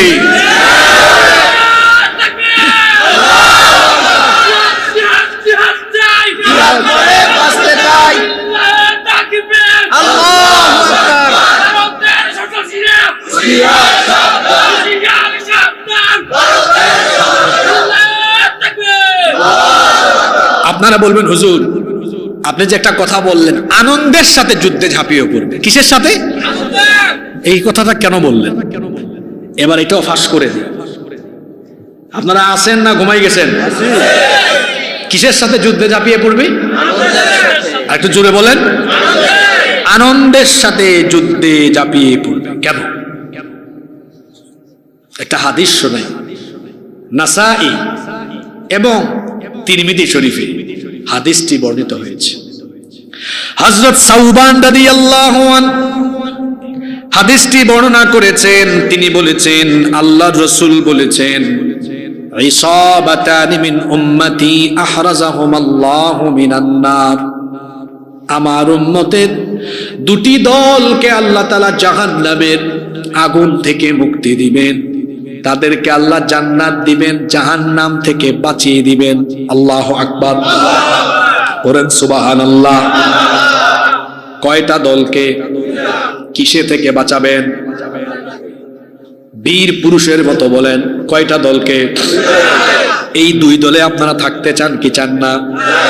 একটা দল হলো আল্লাহর নবী বলেছেন ইসাবাতুন তাকজুল হিন্দ, যারা হিন্দুস্তানের বিরুদ্ধে যুদ্ধ করবে, হিন্দুস্তানের বিরুদ্ধে যুদ্ধে অংশগ্রহণ করলে ওই লোকের জন্য আল্লাহ জাহান্নামের আগুন হারাম করে দিবে। এটা এই হুজুর বলেছে? বলেছেন বড় হুজুর মুহাম্মাদুর রাসূলুল্লাহ। কি বলেছেন? আমার উম্মতের দুইটা দলকে আল্লাহ জাহান্নাম থেকে মুক্তি দিবেন। একটা দল ইসাবাতুন তাকজুল হিন্দ, যারা হিন্দুস্তানীদের বিরুদ্ধে যুদ্ধ করবে। তাহলে রাসূল ১৫০০ বছর আগে বলে গিয়েছেন হিন্দুস্তানের সাথে মুসলমানদের কি হবে? জোরে বলেন, কি হবে? কি হবে? এই যুদ্ধে যারা যোদ্ধা হবে তাদেরকে জাহান্নাম থেকে মুক্তির ওয়াদা করেছেন কে? আল্লাহ। বলবেন হুজুর এক দল তো পাইলাম, আর এক দল কোনটা? وعصابة تكون مع عيسى ابن مريم عليهم السلام, যারা ঈসা আলাইহিস সালামের সাথে থাকবে তার অনুসারী হবে। ঈসা আলাইহিস সালাম কিন্তু মারা যান নাই, ইন্তেকাল হয় নাই, আবার আসবেন, এসে দাজ্জালকে হত্যা করবেন। তার সাথেও যারা থাকবে তাদেরকেও যিনি জাহান্নাম থেকে মুক্তি দিবেন তিনি কে? আল্লাহ। যদি আমরা হায়াত থাকতে দাজ্জাল পাই, ঈসা আলাইহিস সালাম আসেন, ইমাম মাহদি আসেন, তাদের অনুসারী হব। আর যদি হায়াত থাকতে হিন্দুস্তানের বিরুদ্ধে যুদ্ধ হয়, ঘরে বসে থাকবো না, জান মাল দিয়ে তাদের বিরুদ্ধে যুদ্ধ করব। কারা কারা রাজি আছেন তো হাত তুলে দেখান।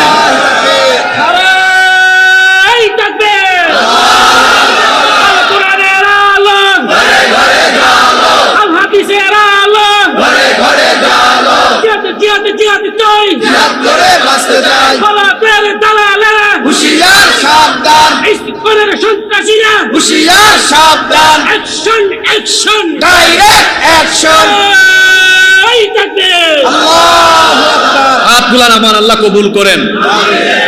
আশেপাশে শয়তান থাকলে ওগুলার একটা শিক্ষা দিই। আমার চাচারা চুপচাপ থাকেন।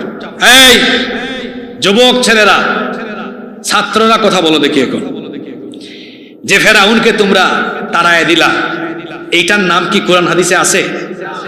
সরাসরি তার নাম? আশ্চর্য কথা, যেটার নাম নাই এইটারই ছেলেরা এমনি খেদাইছে।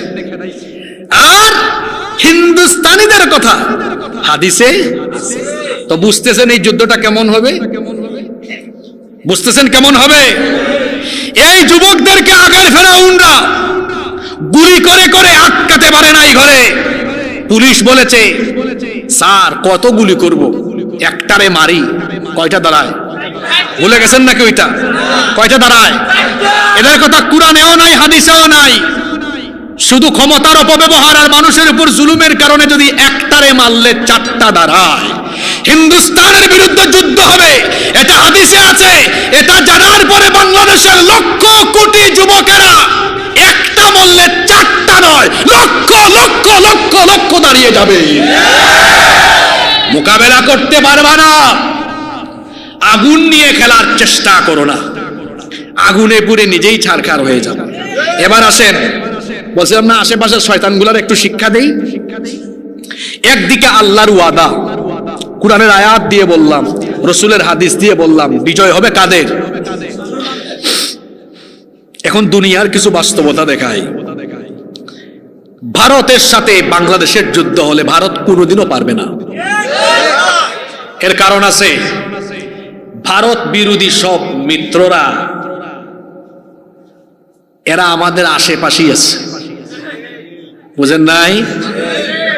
চীন আছে, আর আমাদের পাশের দেশের কথা না বললাম, ওইটা বললেই একদল খালি অন্যদিকে নেয়, আছে না? ওই দেশ বাদ দিলেও আরো আছে গো। কি আছে? চীন। আচ্ছা ওইটা বাদ দিলাম, ওদের যেহেতু জ্বালাপুরা আছে।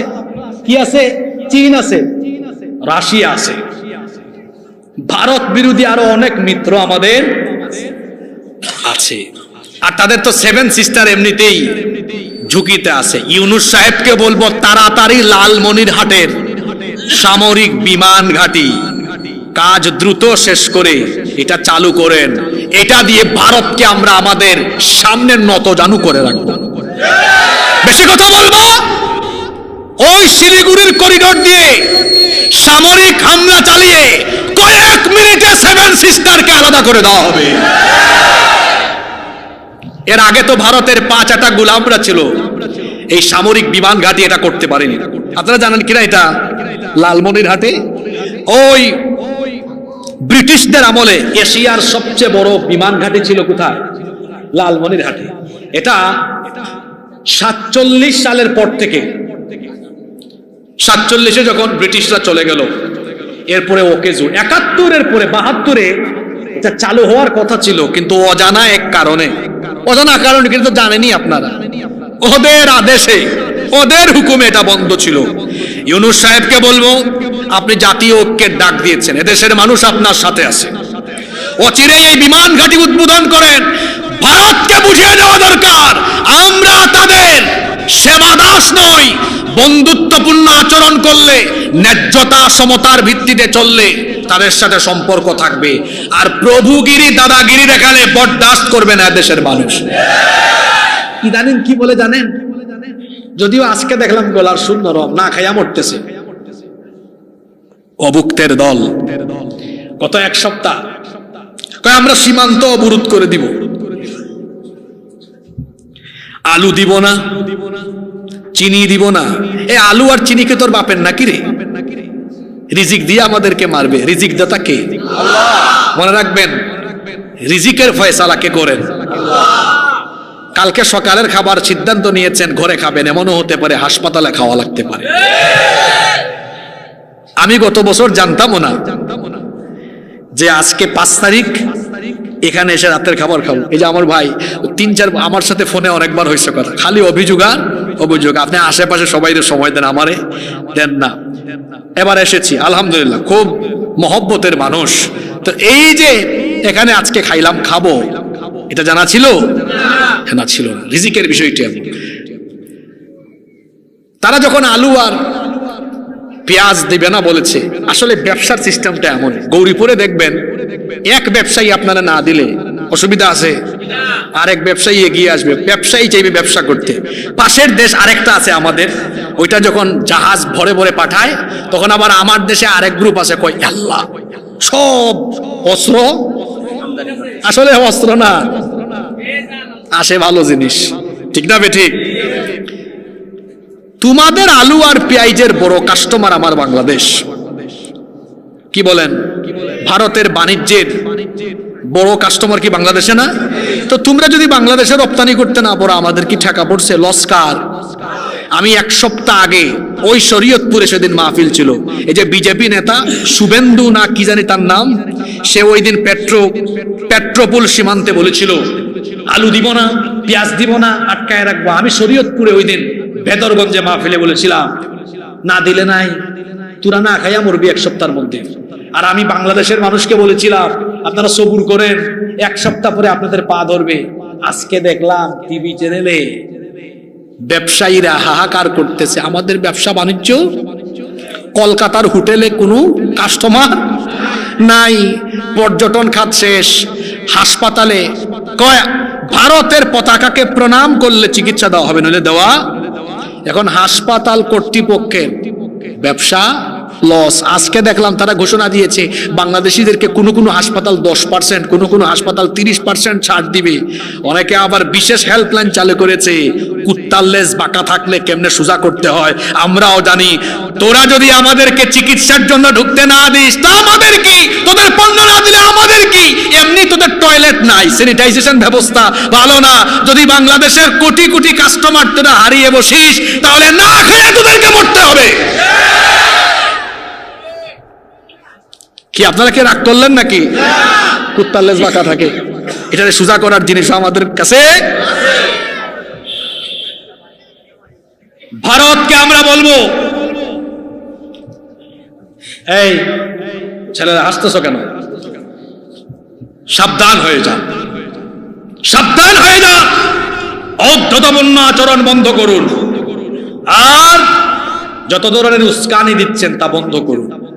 এবং আমার দেশের বিরুদ্ধে স্বাধীনতা সার্বভৌমত্ব ক্ষুণ্ণ করার মতো যত কথা বলেছেন অবশ্যই আমার দেশের কাছে মাফ চাইতে হবে। কোথায় ছিলাম মনে আছে? আবার একটু মনে করে, ইয়া আইয়ুহান নাবিয়্যু হাসবুকাল্লাহু ওয়া মানিত্তাবা'আকা মিনাল মুমিনিন। হে নবী, আপনি এবং আপনার অনুসারী মুমিনদের জন্য যিনি যথেষ্ট, গলার আওয়াজ বড় করে সবাই বলেন তিনি কে? আল্লাহর উপর ঈমান থাকলে তিনি সাহায্য করবেন, যেভাবে বদরে আল্লাহ সাহায্য করেছেন। তবে হ্যাঁ, কোয়ালিটিটা থাকবে এমন, আল্লাহর উপর ঈমান থাকবে এমন যে আমি আমার আল্লাহর পথে নিজেকে উজাড় করে দিব।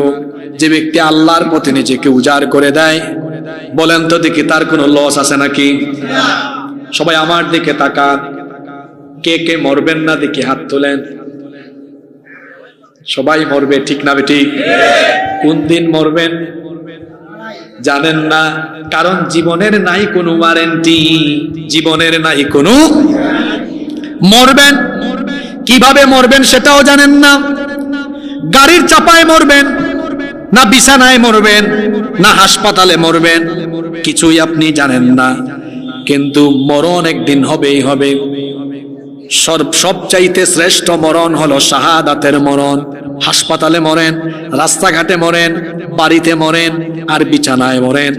মরার পরে, জোরে বলেন তো, মরার পরে আল্লাহর দরবারে হিসাব এবং বিচারের সম্মুখীন হওয়া লাগবে কি লাগবে না? আসতে বলবেন না, জোরে বলেন। মরার পরে আল্লাহর আদালতে, আল্লাহর সামনে বিচারের সম্মুখীন হওয়া লাগবে কি লাগবে না? মরার পরে হিসাব আছে, বিচার আছে, অবশ্যই আপনার বিচার করা হবে, অবশ্যই আপনার হিসাব হবে। কিন্তু এক প্রকার মউত আছে, মরার পরে কোনো হিসাব হবে না, মরার পরে কোনো বিচার হবে না। বিনা হিসাবে, বিনা বিচারে আল্লাহ জান্নাত দিবেন। অর্থাৎ যে ব্যক্তি আল্লাহর পথে শহীদ হবে, আল্লাহর পথে জীবন দিবে, তার কাছ থেকে আল্লাহ হিসাব না নিয়ে বিনা বিচারে, বিনা হিসাবে আল্লাহ তাকে জান্নাত দিয়ে দিবে। আরো আসতে বলেন সুবহানাল্লাহ। তাহলে যে মৌতের পরে কোনো হিসাব নাই, বিচার নাই, সেটা হলো শহীদি মৌত। জোরে বলেন, সেটা কি মৌত? শহীদের মর্যাদা আল্লাহর কাছে এত বেশি, আল্লাহর নবী বলেছেন লিশ-শাহীদি ইনদাল্লাহি সিত্তু খিসাল। আল্লাহর নিকট একজন শহীদের পুরস্কার বা তার মর্যাদা হলো মোট 6টা। কথা বুঝে থাকলে বলেন আল্লাহর কাছে শহীদের পুরস্কার বা মর্যাদা মোট কয়টা? নাম্বার 1, 1 নাম্বার ইগফারু লাহু ফি আউয়ালি দাফাতিন ওয়া ইয়ারা মাকআদাহু মিনাল জান্নাহ। একজন শহীদ যখন পৃথিবী থেকে চলে যায়, তার দেহ থেকে, শরীর থেকে প্রথম রক্তের ফোঁটা বের হয়ে মাটিতে পড়ার আগে তার সমস্ত গুনাহগুলো মাফ হয়ে যায়। শুধু তাই নয়, তার দেহ থেকে যখন প্রাণ চলে যায়, জান্নাতের দৃশ্য তার চোখের সামনে তুলে ধরা হয়, আর জান্নাতের চিত্র দেখতে দেখতে সে দুনিয়া থেকে বিদায় নিয়ে নেয়। 2 নাম্বার ওয়ায়ুজারু মিন আযাবিল কবর। শহীদকে আল্লাহ তাআলা কবরের শাস্তি থেকে হেফাজত করবেন, কবরের আযাব থেকে আল্লাহ তাকে পরিত্রাণ দিয়ে দিবেন। 3 নাম্বার ওয়ায়ামানু মিনাল ফাজাইল আকবার। কিয়ামতের দিন যখন সকল মানুষ ভীতির মধ্যে থাকবে, শহীদদেরকে আল্লাহ তাআলা সকল ভয় ভীতি থেকে নিরাপত্তা দান করে দিবেন। 4 নাম্বার পুরস্কার হলো ওয়ায়ুদাউ আলা রাসিহি তাজুল ওয়াকারিল ইয়াকুতুহু মিনহা খায়রুম মিনাদ দুনিয়া ওয়া মা ফিহা। শহীদকে ইয়াকুত পাথরের তৈরি মাথার মুকুট আল্লাহ তার মাথায় পরিধান করাবেন। 5 নাম্বার ওয়াইজাওয়াজু 72 যাওজাতুম মিনাল হুরিল আইন। সুনয়না ডাগর ডাগর চক্ষু বিশিষ্ট 72 জন হুরের সঙ্গে আল্লাহ তাআলা শহীদের বিয়ে দিবেন। 6 এবং সর্বশেষ হলো ওয়ায়ুশাফা ফি 70 মিন আকারিবি। আল্লাহর নবী বলেছেন, তার আত্মীয় স্বজনের কমপক্ষে 70 জনের জন্য সে আল্লাহর দরবারে সুপারিশ করতে পারবে। এজন্য আল্লাহর রাসূলের সাহাবীরা শহীদ হওয়ার জন্য ব্যাকুল ছিলেন, শহীদ হওয়ার জন্য তারা পাগল পারা ছিলেন। একটা ঘটনা শোনায় আমরা শেষের দিকে যাব। ঘটনাটা কি বলবো? যুবক ভাইরা আপনারা আছেন না ঘুমাই গেছেন? ঘটনাটা আপনাদের জন্য, আজকে আপনাদের জন্য। যুগে যুগে দ্বীনের জন্য যুবকরা সবচেয়ে বেশি অবদান রেখেছে, রক্ত দিয়েছে, জীবন দিয়েছে। এই যে 24-এর আন্দোলনে, অভ্যুত্থানে যুবকরা সবচেয়ে বেশি অবদান রেখেছে, ঠিক কিনা? যুগে যুগে এভাবে দ্বীনের জন্য যুবকেরা রক্ত দিয়েছে। আর ইসলামের জন্য, ইসলামের এই মেরুদণ্ড যুবকেরা শহীদ হওয়ার জন্য কত পাগল পারা ছিলেন। আমার কলিজার টুকরা যুবক ভাইরা, আপনাদের জন্য বলছি, আপনাদের মতো একজন যুবক ছিলেন, বয়সে তরুণ ছিলেন, একজন সাহাবী। তার নাম হলো জুলাইবিব রাদিয়াল্লাহু আনহু। নামটা কি বললাম? ওই আলফা জেনারেশনের ফুলাইটা ঘুমায়, তোমার জন্য একটা কিচ্ছা বলে যাচ্ছে, ঠিক আছে? ঘুমায়ও না। নামটা কি বলেছি? জোরে বলেন। জুলাইবিব। কি সুন্দর ছেলে, কথা বলো না কেন? নাম কি বলছি? তুমি তো ছবি তুলছিলে আমার সাথে। আমি যারা একবার দেখি তার চেহারা মনে রাখি তো। বলো নাম কি? মেধাবী ছেলে, মাশাআল্লাহ। এই যে তার মতোই ইয়াং, আমার মতোই যুবক, তরুণ একজন সাহাবী জুলাইবিব। তার তো চেহারা সুন্দর। জুলাইবিবের চেহারা সুন্দর ছিল না, কুচকুচে কালো, নাকটা চ্যাপ্টা, ঠোঁটগুলো মোটা মোটা, অত্যন্ত কালো রঙের মানুষ ছিলেন। একবার তাকালে আরেকবার তাকাইতে মন চাইতো না। অত্যন্ত গরিব, ভিটা মাটি নাই, ঘর বাড়ি কিছুই নাই। মসজিদে নববীতে আহলে সুফফায় তিনি থাকতেন। আসমান ছিল তার শামিয়ানা, মাটি ছিল তার বিছানা। কেউ কোনো খাবার খেয়ে উচ্ছিষ্ট ফেলে দিলে সেই উচ্ছিষ্ট খাবার তিনি গ্রহণ করে বেঁচে থাকতেন। পানি পানের জন্য কোনো একটা গ্লাস বা পানপাত্র ছিল না। কুয়ায় গিয়ে হাতের অঞ্জলি ভরে পানি পান করতেন, এত গরিব মানুষ তিনি ছিলেন। আল্লাহর নবী একদিন মসজিদে নববীতে কিছু সাহাবীদেরকে নিয়ে বসে আছেন। এমন সময় জুলাইবিব রাদিয়াল্লাহু আনহু পাশ দিয়ে হেঁটে যাচ্ছেন। আল্লাহর নবী সাহাবীদেরকে বললেন, এই যে হেঁটে যাচ্ছে, একে কি তোমরা চেনো নাকি? গরিব ঘরের মানুষ, ভিটামাটি নাই, কিছুই নাই, অজ্ঞাত বংশের হওয়ায় তাকে কেউ একটা তেমন চিনত না। কিন্তু নেতৃত্বের গুণাবলী কেমন থাকা চাই শোনেন। একজন সর্বনিম্ন পর্যায়ের কর্মীর খবরও নেতার কাছে থাকা লাগবে, যেই গুণটা ছিল আমার নবীর। সুবহানাল্লাহ। আমার নবী বললেন, তোমরা তাকে না চিনলে কি হবে, আমি তো তাকে চিনি, সে আমার প্রিয় সাহাবী জুলাইবিব। সুবহানাল্লাহ। আল্লাহর নবী ডাক দিয়ে বললেন, ইয়া জুলাইবিব, হে জুলাইবিব, আলা তাতাজাওয়াজ, তুমি কি বিয়ে করবে না? জুলাইবিব বললেন, ওগো আমার রাসূল, আমার মতো কুচকুচে কালো চামড়ার অধিকারী এই অসুন্দর মানুষের কাছে, গরিব মানুষটার কাছে কে তার মেয়ে বিয়ে দিবে? এই কথা বলে তিনি চলে গেলেন। দ্বিতীয় দিন আল্লাহর নবী সেম প্রশ্ন করলেন, জুলাইবিব সেম উত্তর দিলেন। তৃতীয় দিন আল্লাহর নবী একই প্রশ্ন করলেন, জুলাইবিব একই রকমের উত্তর দিলেন। তৃতীয় দিন নবীজি জুলাইবিবকে কাছে ডাকলেন, ডেকে বললেন, হে জুলাইবিব, আমার অমুক আনসারী সাহাবীর বাড়িতে যাও। আমার এই আনসারী সাহাবী বড় ধনী মানুষ, তবে বড় ভালো মুসলমান। তাদের ঘরে একটা সুন্দরী কন্যা আছে, সুন্দরী মেয়ে আছে। আমার তরফ থেকে বিবাহের প্রস্তাব নিয়ে যাও, গিয়ে বলো রাসূল প্রস্তাব দিয়েছেন তোমার সাথে যেন তারা তাদের সুন্দরী মেয়েকে বিয়ে দেয়। জুলাইবিব রাদিয়াল্লাহু আনহু ওই বাড়িতে গিয়ে দরজায় নক করলেন। ওই সাহাবী দরজা খুললেন, জিজ্ঞেস করলেন কে?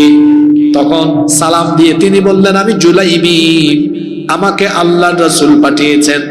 এই কথা শোনা মাত্রই তাকে ঘরের ভেতরে ঢুকানো হলো। তিনি জিজ্ঞেস করলেন, রাসূল যেহেতু পাঠিয়েছেন, সম্ভবত কোনো গুরুত্বপূর্ণ পয়গাম দিয়ে পাঠিয়েছেন। তিনি বললেন, হ্যাঁ, গুরুত্বপূর্ণ পয়গাম আছে। আল্লাহর রাসূল আপনাদের মেয়ের বিবাহের জন্য প্রস্তাব দিয়েছেন। ওই সাহাবী মনে করলেন সম্ভবত রাসূল নিজে বিয়ে করতে চাচ্ছেন। বলেন, আমার কোনো আপত্তি নাই, রাসূলকে গিয়ে জানিয়ে দাও আমার মেয়েকে তিনি বিয়ে করতে পারবেন, আমার কোনো আপত্তি। জুলাইবিব বললেন, না, রাসূল নিজের জন্য প্রস্তাব দেন নাই, প্রস্তাব দিয়েছেন আমার জন্য। এখন ওই সাহাবী জুলাইবিবের মাথা থেকে পা পর্যন্ত একবার দেখে নিলেন। দেখতে, জোরে বলেন, গায়ের চামড়া কালো, এসেছেন ছেঁড়া কাপড় চুপড় গায়ে, উস্কো খুস্কো চুল, ধুলাবালি যুক্ত বদনের শরীরে এখানে এসেছেন। রাসূল পাঠিয়েছেন, সাহস করে কিছু বলতেও পারছেন না। শুধু এই কথাটা বললেন, অপেক্ষা করেন, আমি একটু ঘরের ভিতরে আমার বিবির সাথে পরামর্শ করি। দেখবেন বাড়িতে কোনো বিবাহের প্রস্তাব আসলে পুরুষের চাইতে মহিলারা ফটর ফটর করে বেশি। তিনি যখন ঘরের ভেতরে গেলেন, তার বিবিকে যখন সব বললেন, তার বিবি বললেন, অসম্ভব, এটা হতেই পারে না। এইরকম একটা কুচকুচে কালো গরিব ছেলের সাথে আমাদের সুন্দরী মেয়ের বিয়ে হতে পারে না। ঘরের ভেতর থেকে তাদের সুন্দরী কন্যা সব শুনে ফেলেছে। শুনে বলল, আমার বাবা মা, এত বড় দুঃসাহস আপনাদের কি করে হলো? আল্লাহর রাসূলের প্রস্তাব ফিরায় দিচ্ছেন। আল্লাহু আকবার। পিতামাতা তখন বললেন, আমাদের আদরি মেয়ে, শোনো, তুমি না দেখে কথা বলছো, একটু পর্দার আড়াল থেকে দেখে নাও, ছেলেটাকে দেখলে তোমার বিবাহের রুচি নষ্ট হয়ে যাবে। মেয়েটা এবার বলল, আমার দেখার দরকার নাই, চিন্তা করারও দরকার নাই, রাসূল আমার জন্য যাকে ঠিক করেছেন না দেখে চিন্তা ভাবনা ছাড়া আমি রাজি হয়ে গেলাম। বিয়ে হয়ে গেছে। বিয়ে আপনারা আছেন না ঘুমাই গেছেন? একজন তরুণ বা তরুণী, যুবক বা যুবতীর জন্য তার জীবনের আকাঙ্ক্ষার একটা রাত হলো বিবাহের প্রথম রাত, বাসর বা ফুলসজ্জার রাত। সেই রাতে তিনি তার স্ত্রীর কাছাকাছি আছেন। এমন সময় জুলাইবিবের কানে আওয়াজ ভেসে আসলো, ঘরের বাহির থেকে আওয়াজ আসলো, আইনা জুনুদুল্লাহ, আল্লাহর সৈন্যরা কোথায়? রাসূল যুদ্ধের ডাক দিয়েছেন, যুদ্ধের দামামা বেজে উঠেছে। আল্লাহর রাসূলের সৈনিকরা কোথায়? তীরের শলা থেকে যেমন তীর খুব দ্রুত গতিতে বের হয়ে চলে যায়, ঠিক তেমনি ভাবে জুলাইবিব তার স্ত্রীর কাছ থেকে দ্রুত বিদায় নিয়ে উলঙ্গ তরবারি হাতে নিয়ে যুদ্ধের ময়দানে গিয়ে 7 জন কাফেরকে জাহান্নামে পাঠিয়ে তিনিও শহীদ হয়ে গেলেন। আল্লাহু আকবার। এই যুদ্ধ যখন শেষ হয়ে গেল, আল্লাহ রাসূল যুদ্ধের ময়দানে আসলেন, এসে সাহাবীদেরকে বললেন যারা শহীদ হয়েছে সবার লাশগুলো আমার সামনে আনো। আল্লাহ তার রাসূলকে জানিয়ে দিয়েছেন ওই যে আপনার প্রিয় জুলাইবি যার বিয়ে আপনি দিয়েছেন সে শহীদ হয়ে গেছে। আল্লাহ নবী সবার লাশ দেখে দেখলেন এখানে জুলাইবিবের লাশ। আল্লাহ নবী তখন বললেন কি ব্যাপার, সবার লাশ এখানে আছে কিন্তু আমার জুলাইবিবের লাশ কোথায়? আমার হাবিব, সরি জুলাইবিব নয়, আমার হাবিবের লাশ কোথায়? সাহাবীরা বললেন এটা বড় আশ্চর্য কথা, আপনার হাবিব আবার কে? আমরা তো তাকে চিনলাম না। আল্লাহ রাসূল বললেন তোমরা আমার হাবিবকে চেনো না, দাঁড়াও আমার হাবিবকে আমি আজকে নিজেই খুঁজে বের করব। সুবহানাল্লাহ। রাসূল এবার নিজেই যুদ্ধের ময়দানে খোঁজাখুঁজি আরম্ভ করলেন। খুঁজতে খুঁজতে তিনি দেখেন 7টা লাশের পাশে একটা লাশ পড়ে আছে। আল্লাহ নবী সেখানে গেলেন, গিয়ে দেখলেন মুখের উপরে প্রচন্ড ধুলাবালু। আল্লাহ নবী তার নিজের হাত মুবারক দিয়ে ধুলাবালু সরালেন, এরপরে দেখলেন এটাই তার হাবিব। আল্লাহ নবী ডেকে বললেন সাহাবীরা রে আসো, এসে দেখে যাও এটা আমার হাবিব জুলাইবিব। সুবহানাল্লাহ।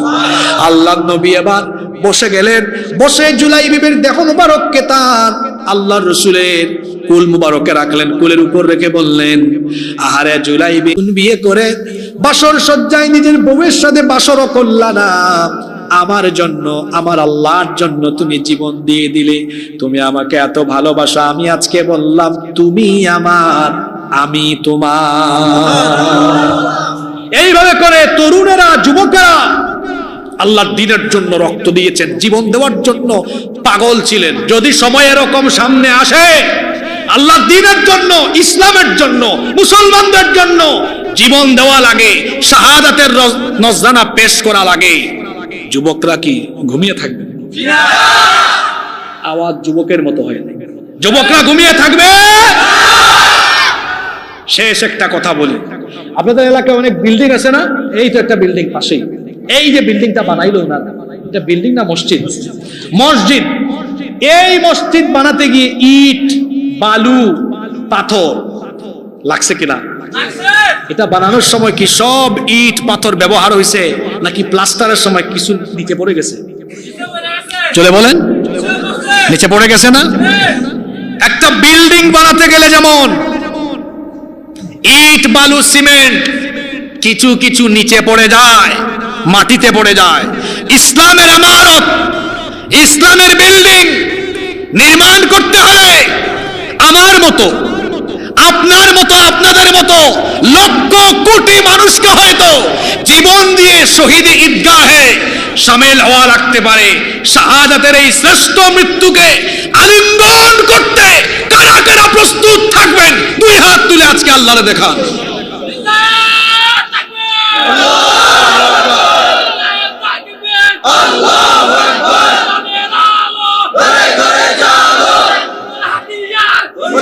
আল্লাহ সবার হাতগুলো কবুল করেন, বলেন আমিন।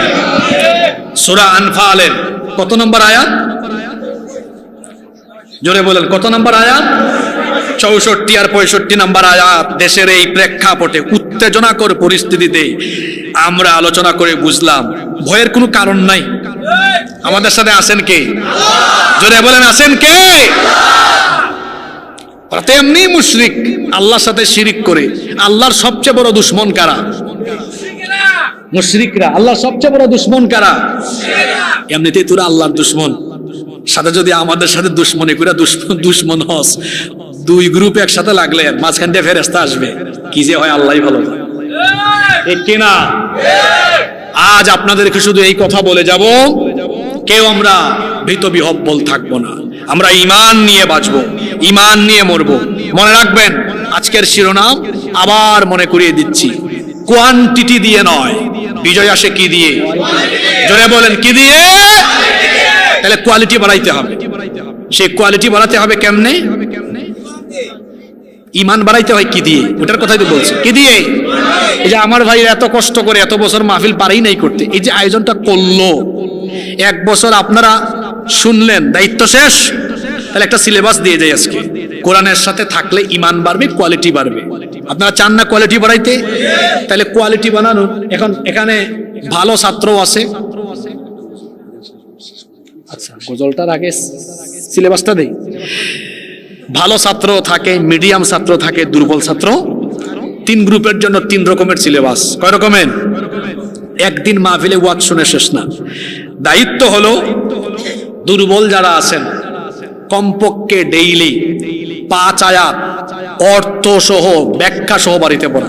বলবেন হুজুর কেমনে পড়তাম? তাফহিমুল কোরআন কিনবেন, তাফসির ফি জিলালিল কোরআন, মারিফুল কোরআন, তাফসিরে জালালাইন, তাফসির ইবনে কাসির, এগুলো বাংলায় বাজারে পাওয়া যায়। যে কোনো এক সেট কিনবেন, 2,500 টাকা দাম, কিনে বাড়িতে রাখবেন অর্থ সহ ব্যাখ্যা সহ।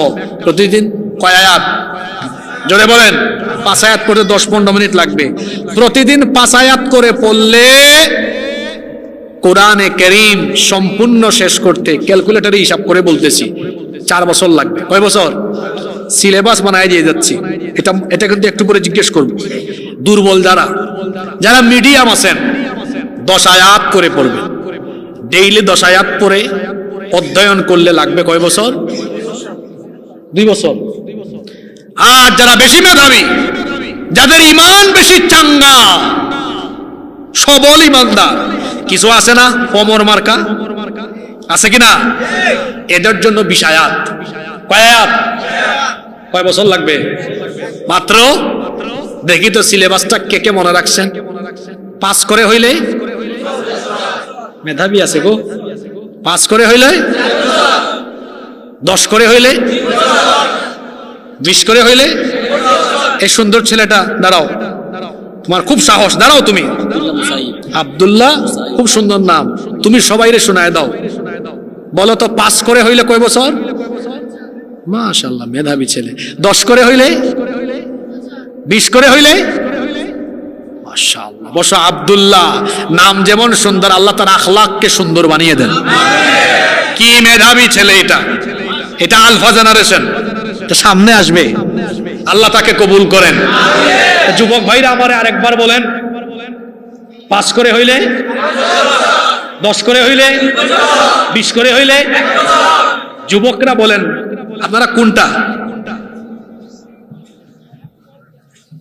5, 10 না 20 থাকবেন? জোরে বলতে হবে, জোরে। তো 20 হলে তো কাম হয়েছে। আগামী বছর কমিটি জিজ্ঞেস করবেন কাদের কাদের একবার কোরআন অর্থ সহ ব্যাখ্যা সহ পড়া শেষ হয়েছে। দায়িত্ব আপনাদেরকে দিয়ে গেল ইনশাআল্লাহ। 5, 10 বা এই কথাটা গিয়ে বাড়িতে ঘরের সাথে আলোচনা করবেন যে হুজুর সিলেবাস দিয়ে গেছে প্রতিদিন কোরআন পড়ার। কত কত? 5, 10 বা 20। পারবেন? কারা কারা পারবেন না হাত তুলেন। মনোযোগ আছে, মাশাআল্লাহ। আল্লাহ সবাইকে কবুল করেন। এই মুহূর্তে মনে আসতেছে না, বলছেন কথা রাখবো এরপরেও। ঈমানের পথে অবিচল থেকে আমার মরণ যেন হয়, তোমারই কাছে মিনতি আমার, মহামহিম দয়াময়। ঈমানের পথে অবিচল থেকে আমাদের মরণ যেন হয়। বলেন আমিন। কোয়ান্টিটি না কোয়ালিটি? কোয়ান্টিটি না কোয়ালিটি? কোয়ালিটির জন্য, জোরে, কোয়ালিটির জন্য। আজকে স্লোগান হবে আল কোরআনের আলো। না না, আল কোরআনের আলো। উলাপান সুযোগ দেয় না। হৃদয়ে হৃদয়ে, অন্তরে অন্তরে। বলবেন হুজুর আপনি কি এগুলার বিরুদ্ধে নাকি? না, আগে যদি মানুষের অন্তরে কোরআনের আলো জানানো যায়, আলোকিত মানুষ দিয়ে ঘরে ঘরে সংসদ সুদ্ধা কোরআনের আলো জ্বালিয়ে দেওয়া যাবে। নতুন স্লোগান আল কোরআনের আলো। আবার কই সংসদে, সংসদেও জ্বালবো, কিন্তু লাইনগুলা ঠিক করেন। হৃদয়ে হৃদয়ে আল কোরআনের আলো, আল হাদিসের আলো, ইসলামের আলো। বাকি লাইনও বলেন আল কোরআনের আলো। এবার বলেন ঘরে ঘরে। এবার বলেন সংসদে আল কোরআনের আলো। অন্তরে, ঘরে, তারপরে সিরিয়াল ঠিক রাখবেন। আল্লাহ কবুল করে।